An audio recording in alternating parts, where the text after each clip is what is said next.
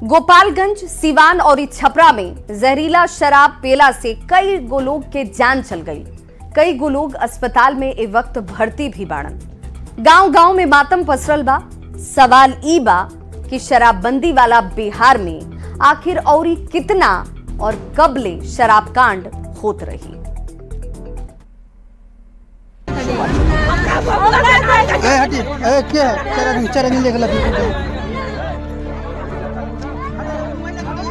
बिहार में शराबबंदी बा, बाकी जहरीला शराब पियला से लगातार मौत होत बा। सिवान, सारण, गोपालगंज से लेके छपरा तक जहरीला शराब मौत के ऐसन तांडव मचैलस कि चारों दिने चीख पुकार मच गई बा। गोपालगंज के बैकुंठपुर थाना क्षेत्र के बंधौली गांव के लालदेव मांझी और उनका बेटा प्रदीप मांझी बुधवार के साझी खाने शराब पियलन लोग। शराब पियते दोनों लोग के बेचैनी होखे लागल। तनी देर के बाद दोनों के आंख के रोशनी खत्म हो गई।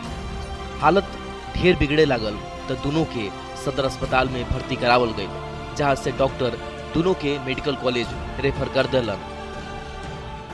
उगानी सब माल दल किने खाती तो वो नहीं माल दल किने नहीं था आने से वानी से बस लेट से ढाल भूख लागल बस वो नहीं से बनावरा बंधौली वाली। कुछ ऐसा ने भइल छपरा के मसरक थाना क्षेत्र के बिशुनपुर गांव के रहे वाला सरोज कुमार के साथ है। उनकर घर के लोग बतावल कि सरोज के दोस्त ओकरा के शराब ले जाके देहलन सन। उहे शराब पी के सरोज के तबीयत बिगड़े लागल। आनंद फानन में ओकरा के अस्पताल में भर्ती करावल गई। मेरे साथ मैं तो घर पे था, बगल में था, वो लेकर आया तो मेरे को दिया, मैं पिया। अभी क्या दिक्कत है? अरे मेरे को मैंने आँख से कम दिखाई देता। कब से आँख से कम दिखाई? छपरा के गंडामन गांव के रहे वाला शिवजी ठाकुर के साथे भी यह भइल। बतावल जात बा कि हो शराब पी ले रहलन, जेकरा बाद उनकर तबीयत बिगड़े लागल। आनंद फानन में इनकरों के अस्पताल में भर्ती करावल गई, जहां उनकर इलाज जारी बा। जहरीला शराब पियला से मौत के आंकड़ा लगातार बढ़ रहल बा। कई गो लोग के अस्पताल में इलाज चल रहल बा। बाकी सवाल अबहियो इहे बा कि जब बिहार में पूर्ण शराबबंदी लागू बा त जगह जगह शराब कैसे मिलत बा। जब लोग के शराब मिल जाता तो प्रशासन के ये कैसे नहीं पता चलत कि शराब कहाँ बेचल जाता और एकरा पीछे केकर हाथ बा। न्यूज 18 बिहार झारखंड खातिर गोपालगंज से गोविंद कुमार और छपरा से संतोष कुमार की रिपोर्ट। तो मौत के जहरीला घूंट से सावधान रहला के जरूरत बा। जहरीला शराब कांड के बाद बिहार में शराबबंदी के लेके एक बार फिर से सवाल कई गो उठल लागल। बाकी भारत में ऐसन कई गो राज्य बाड़ी सन जहां शराबबंदी लागू भी भइल और फेल हो गई। अब जरा एगो आंकड़ा के जरिए समझल जरूरी बाटी कि आखिर कौन कौन राज्य रहल और कब कब लागू भइल और कब वापस ओकरा के लेवे के मजबूरी भी आ गई। तो हरियाणा में शराबबंदी लागल रहे 1996 में, वो समय लागू भइल और 1958 आवत आवत ओकरा के वापस ले लिहल गई। एकरा बाद दूसरका राज्य रहुए मणिपुर। मणिपुर में भी शराबबंदी एकरा से पहले लागू भइल रहे। बिहार से पहले कई गो ऐसन राज्य बा जहां ये लागू भइल। 1991 के साल रहुए जब मणिपुर में शराबबंदी लागू भइल और 1998 आवत आंशिक वापसी ओकर हो गई। एकरा बाद मिजोरम में भी शराबबंदी के लागू कइल गई। उस साल रहुए 1997 के और 1997 में लागू भले भइल, लेकिन 2014 में एकरा के वापस लेवे के मजबूरी भी आ गई, काहे कि सफल ना भइल, ये फेल हो गई। अब एकरा बाद आंध्र प्रदेश में भी शराबबंदी के लागू कइल गई। उस साल रहुए 1994 के। 1994 में आंध्र प्रदेश में शराबबंदी लागू जरूर भइल। 1997 में वापस एकरा के लिहल गई, काहे कि ये भी सफल ना हो पायल आंध्र प्रदेश में। केरल जैसन राज्य में भी बिहार से पहले शराबबंदी लागू भइल बा। 2014 के उस साल रहुए जब केरल में शराबबंदी के लागू कइल गई और ये 2017 आवत एकरा के केरल से भी हटा दिहल गई, एकरा के वापस ले लिहल गई। एकरा बाद जौन राज्य के नाम आवेला उ तमिलनाडु। तमिलनाडु जैसन राज्य में शराबबंदी 1974 में लागू भइल रहुए और ये 1981 आवत एकरा के वापस ले लिहल गईल। काहे कि एब जा भी तमिलनाडु में भी शराबबंदी के सोच भले अच्छा बा, वो सोच के लागू करे खातिर जौन लोगों के इच्छा शक्ति होखे के चाही तौन नजर ना आइल और एकरा के वापस लेवे के पड़ल। अब एकरा संगे इहो बुझल जाओ कि शराबबंदी कामयाब काहे नहीं खे हो पावत, का में दिक्कत आवता। तो शराब माफिया काफी सक्रिय हो जालन लोग। जब रवा कोनो राज्य में शराबबंदी के लागू कर देम तो ओकरा संगे कई गो चुनौतियों रवा सामने आवी। अवैध शराब बने लागता। अब जैसे अवैध शराब बनी तो ओकरा बाद व्यवस्था और ज्यादा पुख्ता और चुस्त दुरुस्त हो जाए के चाहिए। पुलिस पर मिली भगत के आरोप एकरा संगे जुड़ जाला कि भाई संरक्षण पुलिस के मिलेला तबे शराब माफिया लोग के हिम्मत बढ़ जाला, वो काम करे लागेला लोग। पड़ोसी राज्य से शराब के तस्करी धड़ल्ले से होखल शुरू हो जाला। अब एकर असर कहां पड़ी तो अर्थव्यवस्था पर, और यही से अर्थव्यवस्था उस समय में सीधे तौर पर एकरा से बिगड़ जाला। सरकारी रेवेन्यू के सबसे ज्यादा नुकसान जौन बा तौन एक शराबबंदी के लागू कैला के बाद घाटा के तौर पर सबसे ज्यादा दिखेला। यही से कई गो राज्य में शराबबंदी भइल त जरूर, लेकिन ओकरा के वापस लेवे के मजबूरी आ गई और ओकरा से हटा दिहल गई शराबबंदी के। बिहार में शराबबंदी भइले काफी एकरा के लेके चर्चा होत रहा था। बाकी बिहार अकेला ऐसा राज्य नहीं खे जहां शराबबंदी बा, और कवना कवना राज्य में शराबबंदी इस समय भी बाटे, चुनौती के बावजूद बाटे। काहे कि बिहार में तो बढ़ले बा, अब दूसरों ऐसा बहुत सारा राज्य बाड़न सन जहां पर शराबबंदी लागू बा, और बिहार में पूर्ण शराबबंदी बा। गुजरात में भी एकरा संगे शराबबंदी इस समय लागू बा। सिर्फ गुजरात जैसन राज्य में शराबबंदी की स्थिति नहीं है, नागालैंड भी रोआ चलन तो ओजी भी रोआ शराबबंदी नजर आई। ओजी भी इस तमाम चुनौती के बावजूद चलता। मणिपुर में भी शराबबंदी कानून ए वक्त में इस समय में लागू बाटे। अब चलिए जरा लक्षद्वीप। लक्षद्वीप में भी शराबबंदी कानून जौन बा ए वक्त धरातल पर उतरल बाटे, एकरा के लागू कइल गइल बा और चलतो बाटे। मिजोरम में शराबबंदी कानून फिलहाल प्रस्तावित बा। प्रस्तावित होखला के मतलब बा कि लागू होखे के चाहिए, प्रस्ताव में शामिल कइल गइल बा। अभी हो सकता कि आए वाला समय में एजी भी रोआ नजर आ जाओ। चलिए अब रुक करी दूसरा बड़ खबर के। तो गिरिराज सिंह के हिंदू स्वाभिमान यात्रा पर विपक्ष के साथी एनडीए के जो सहयोगी दल के कुछ नेता लोग बा, उहो लोग सवाल जे बार बार खड़ा कर देता लोग। सवाल ई बा कि बिहार में कई गो नेता लोग के यात्रा हो चुकल बा, और ई कई गो नेता जौन लोग बा लोग यात्रा चल रहल बा उनकर। तो सवाल ही कि गिरिराज सिंह की यात्रा पर इतना सियासत काहे होत बा। देखिए हमने की रिपोर्ट। ये नफरत पैदा करने वाला ये यात्रा है, इससे क्या नाटकबाजी बंद करें। केंद्रीय मंत्री और बीजेपी के फायर ब्रांड नेता गिरिराज सिंह हिंदू स्वाभिमान यात्रा पर निकले वाला बाड़े। यात्रा 18 अक्टूबर से शुरू हुई। बाकी सियासत यात्रा के तारीख के ऐलान के साथ ही तेज हो गई। कांग्रेस और आरजेडी के नेता आरोप लगा रहल बाड़े कि माहौल खराब करे के मकसद से यात्रा निकालल जात बा। इससे क्या नाटकबाजी बंद करें, उसी में उनकी भलाई है, उनकी पार्टी की भलाई। विरोधी त विरोधी जेडीयू जैसन सहयोगी पार्टी के नेता लोग भी गिरिराज सिंह के नसीहत देवे लागल बाड़े। खुशनुमा माहौल सीमांचल में मिलेगा, जहां विकास की नई इबारत नीतीश कुमार जी ने लिखी। गिरिराज सिंह की यात्रा पर उठावल जात सवाल के बाद बीजेपी के नेता भी गिरिराज सिंह के पक्ष में गोलबंद होके लागल लोग। गिरिराज जी का जो स्वाभिमान यात्रा है उसमें हम लोग उनके साथ हैं, पार्टी साथ है, संपूर्ण बिहार की जनता साथ। मतलब ही कि गिरिराज सिंह के यात्रा शुरू होके के पहले ही बिहार के राजनीतिक पारा चढ़ गई बा।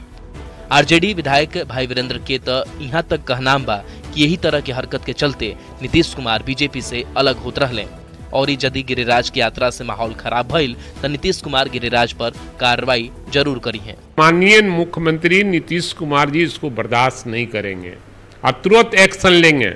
आप देख लीजिए, मैं आज कह रहा हूँ, एक्शन नहीं लिए तो मैं राजनीति छोड़ दूँ। जनसुराज के संयोजक प्रशांत किशोर पिछला 2 साल से ज्यादा समय से यात्रा करत बड़े। आरएलएम के अध्यक्ष उपेंद्र कुशवाहा के यात्रा चल रहा बा।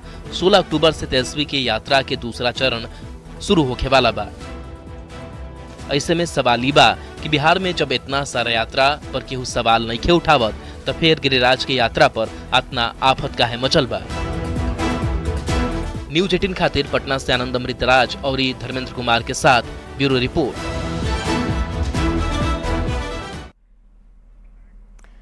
तो रोल देखने की बिहार में जो सियासी यात्रा के चलन बा वो कोनो नया बात नहीं के, बहुत पुरान बात बाटे, बहुत पहले से ही चलल आवता। गिरिराज सिंह के यात्रा पर सियासत और ओकरा बाद ऊपर उठत सवाल के बूझल भी जाई कि काहे ये सियासत होता, लेकिन ओकरा से पहले ही जानल ज्यादा जरूरी बा कि हाल में कौना नेता के यात्रा हो चुकल बा और कौना नेता के यात्रा ए वक्त भी चल रहल बा। तो यात्रा के पीछे वाला सियासत के बूझल जाओ।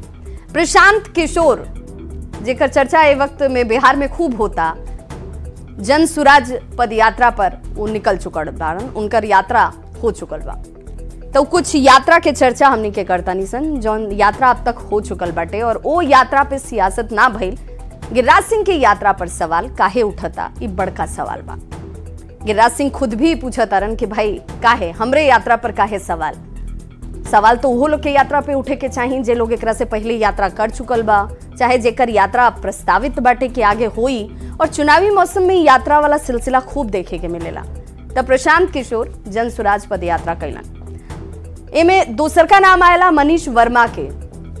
जेडीयू के मनीष वर्मा हुवन कार्यकर्ता समागम यात्रा पर निकलने रहुवन, लेकिन ओपे भी सवाल ना उठल। कांग्रेस की तरफ से बिहार न्याय यात्रा निकालल गई। उनके याद हुई कि वो यात्रा निकलल तो कांग्रेस कहलस कि भाई हमनी के तो न्याय यात्रा पर निकलल मानी सन, ई जरूरी बाटे देश के बचाए खातिर, संविधान के बचाए खातिर। तो वो यात्रा पर भी सवाल ना उठेला। उपेंद्र कुशवाहा आरएलएम के नेता हुवन, उनका तरफ से बिहार यात्रा अभी रोवालुन देखले होखे निकलल रहुए, लेकिन ऊपर भी सवाल ना उठल। मुकेश सहनी के यात्रा पर सवाल ना उठल, तब फिर काहे गिरिराज सिंह के यात्रा पर सवाल उठा था, इहो एगो सवाल बटे। तो झारखंड चुनाव की अब बात करी जाए, जेकर तारीख के ऐलान हो चुकल बा। झारखंड चुनाव के साथ ही बिहार के 4 गो विधानसभा सीट पर उपचुनाव के घोषणा भी भइल बा। इस चुनाव के 2025 के विधानसभा चुनाव से पहले के एगो सेमीफाइनल मानकर चल जाता कि भाई एगो सेमीफाइनल ही होखे वाला बा। ये चुनाव महागठबंधन खातिर प्रतिष्ठा के सवाल बन गई बा। तो एनडीए खातिर फाइनल मुकाबला से पहले बढ़त बनावे के एगो मौका के तौर पर एकरा के देखल जाता। अभी बेहतर तरीके से रुआ समझ में आई, ये रिपोर्ट में देखी।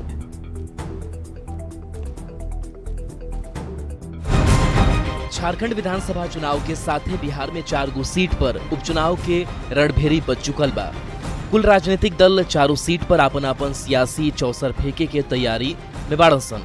चुनाव आयोग दिन तय कर दिले बा। 4 सीट पर 13 नवंबर के मतदान हुई। भोजपुर के तरारी सीट पर वोटिंग हुई। कैमूर के रामगढ़ सीट पर वोटिंग हुई। गया के बेलागंज सीट पर मतदान हुई। तो गया के इमामगंज सीट पर मतदान हुई। ये 4 सीट में से 2020 में 3 सीट पर महागठबंधन जीतल रहे, जबकि इमामगंज सीट पर केंद्रीय मंत्री जीतन राम मांझी जीतल रहलन। बिहार के 4 सीट पर होखे वाला सेमीफाइनल चुनाव में असली परीक्षा महागठबंधन के बाद, काहे कि ये उपचुनाव से जनता के मूड पता चली कि बिहार में आगे का होखे वाला बा। देखल जाओ तो एनडीए भी लुटावे खातिर कुछ नहीं किए, काहे कि 21 सीट अभी एनडीए के दांव पर बा। बाकी महागठबंधन जे सीट हारल तो जनता के बीच ये मैसेज आई कि महागठबंधन कमजोर भइल, जेकर सीधा नुकसान अगला साल होखे वाला चुनाव में हो सकत बा। Bureau report, news 18 Bihar Jharkhand. तो चलिए अब रोल के चलते चलते एगो खबर रोवा सेहत से जुड़ल दिखावल जाओ, काहे कि बहुत जरूरी बाटे। ये खबर ऐसे तो आयल झारखंड से बा, बाकी एकर लेना देना खाली झारखंड से नहीं खे, पूरा देश से एकर लेना देना बा। काहे कि पूरा देश में पर्व त्योहार के महीना ए वक्त चलता। दीपावली आए वाला बाटे, छठ ओकरा बाद आ जाई 6 दिन बाद, और छठ के मेला भी लागी और रउआ हमने के सब जन जेबानी मेला के आनंद उठाए खातिर पहुंच जानी सन। लोग बाजार में जाई और चाट गोलगप्पा खाए लागी। जब चाट और फोकचा के नाम सुनल जाला तब मुंह में अपने आप बरबसी पानी आ जावेला। लेकिन रउआ संभल जाई, अगर रउआ एकर मन बनावत आनी कि भाई हमरा खाए के बाटे, आनंद उठाए के बा, तो स्वाद में जौन चटपटाहट रउआ महसूस होला, सब स्ट्रीट फूड खावे के जौन और बनावे के जौन तरीका बाटे और रउआ मन के घिना दी। तो ये रिपोर्ट रउआ खातिर जरूरी बा, जरूर देखी। सावधान, गोलगप्पा में जौहर बा। बाजार में बिक रहल बा मौत। ई खाना ना हो, जौहर हो।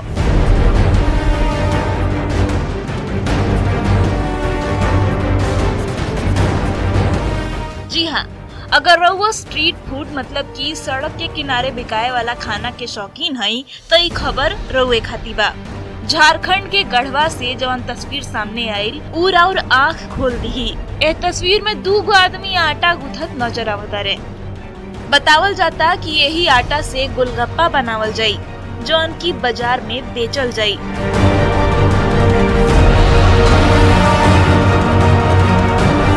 जैसे ही ये वीडियो सोशल मीडिया पर वायरल भइल, स्थानीय लोग के खीस के ठिकाना न रहल। सभे दुकानदार के घेर के गोलगप्पा बनावे के विधि पूछे लागल। तब जवन खुलासा भइल तवन सुन के और होश चकरा जाई। दुकानदार बतैलस कि गोलगप्पा के स्वाद बढ़ावे खातिर वो टॉयलेट क्लीनर और यूरिया के इस्तेमाल करेला। हार्पिक भी डालते तो हार्पिक डालता था कितना? वो 1 चम्मच डालते हैं, 1.5 पानी में डालता है। गुपचुप में भी ये सब बना के देते साहब। हम तो काम करते हैं। तुम काम करते हो? कौन कौन कितना दिन से हार्पिक डाल रही है? सर मैं तो अभी 10 दिन हुआ तब आए हैं। क्या नाम हुआ तुम्हारा? हमारा सतीश नाम है सर। पिताजी का नाम? पिताजी का नाम मंगन है। और वो जो हार्पिक डालते उसका क्या नाम है? घर कहाँ है? घर हमारा यूपी है। यूपी में कहाँ है? यूपी में यही है, कानपुर के आगे। कानपुर के आगे। गोलगप्पा के पानी बनावे के विधि सुन के लोग के गुस्सा आरू भड़क गयी। मौका पर पहुंचल पुलिस आरोपी से पूछताछ कैलस। पुलिस के मुताबिक दोनों आरोपी यूपी के रहे वाला रहन स। एक घटना के बाद स्थानीय बाजार में मिलावट के लेके चर्चा तेज हो गई बा।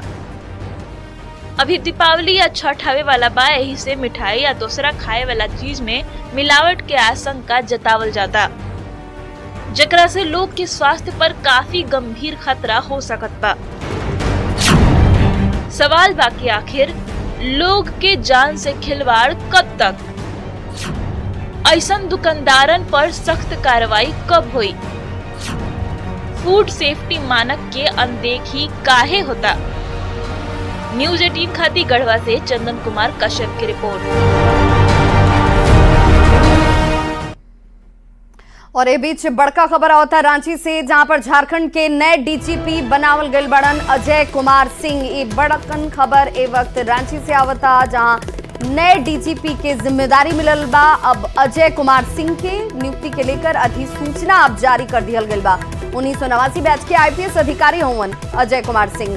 बता दी कि पहले जो कार्यवाहक डीजीपी रहवन उनका के हटाए के चुनाव आयोग की तरफ से आदेश भइल और अनुराग गुप्ता के हटा दिहल गई बाटे। झारखंड के कार्यवाहक डीजीपी रहवन और अब उनका जगह जेकरा के जिम्मेदारी मिलल बा झारखंड के नए डीजीपी अजय कुमार सिंह होवन। नियुक्ति के लेकर अधिसूचना भी अब जारी कर दिया गई बा।